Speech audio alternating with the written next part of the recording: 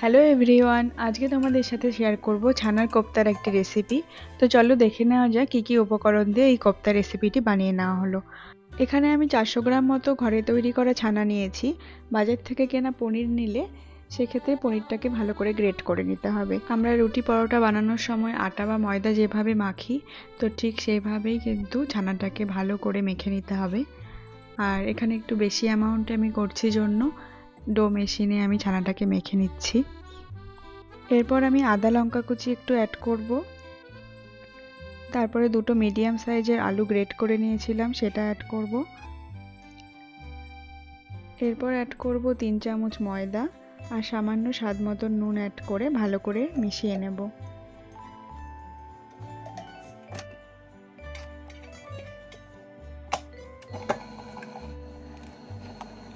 এরপর একটু কাজু বাদাম ভেঙে নিয়েছি, সেগুলো অ্যাড করে দিয়ে ছানাটাকে ভালো করে বলের মতো শেপ দেব।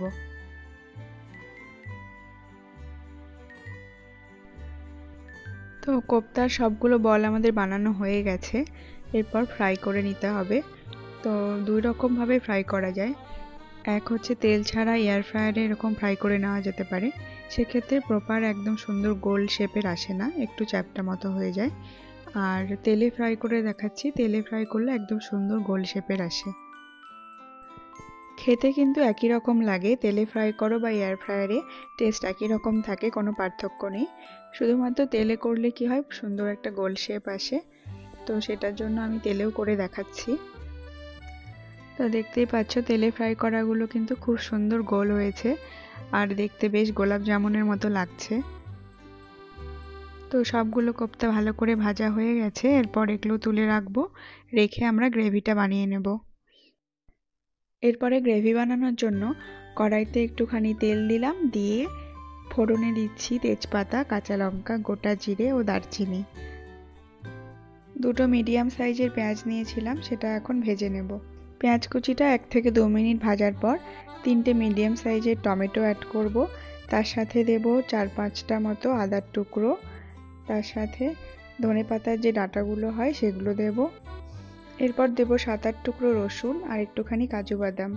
সব কিছু ভালো করে মিশিয়ে নিয়ে একটুখানি জিরে আর ধনে গুঁড়ো দেব, সঙ্গে দেব কাশ্মীরি লঙ্কার গুঁড়ো। তারপর ভালো করে সব কিছু মিশিয়ে একটুখানি গরম জল দিয়ে ঢেকে সেদ্ধ হতে রেখে দেব।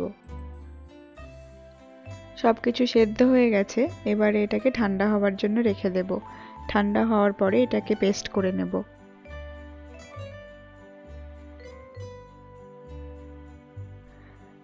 এরপর আরেকটি প্যানে আমি 1 টুকরো বাটার দিয়ে দিলাম, দিয়ে কাশ্মীরি লঙ্কার একটু গুঁড়ো দেব, দিয়ে যে পেস্টটা করে রেখেছিলাম সেই পেস্টটা দিয়ে ভালো করে কষিয়ে নেব। ভালো করে গ্রেভিটা কষানো হয়ে গেলে এর মধ্যে আমি এখন গরম জল অ্যাড করে দেব।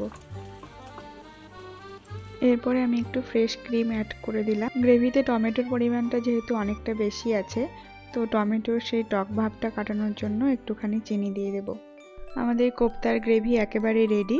একদম শেষে একটুখানি কসুরি মেথি দেব। কোপ্তাগুলো এখনও গ্রেভিতে অ্যাড করা যেতে পারে, কিংবা পরিবেশন করার আগে আগে কোপ্তার সঙ্গে গ্রেভি অ্যাড করে পরিবেশন করা যেতে পারে। তো আজকের রেসিপিটি তোমাদের কেমন লাগলো অবশ্যই জানিও। ভালো থেকো, সুস্থ থেকো।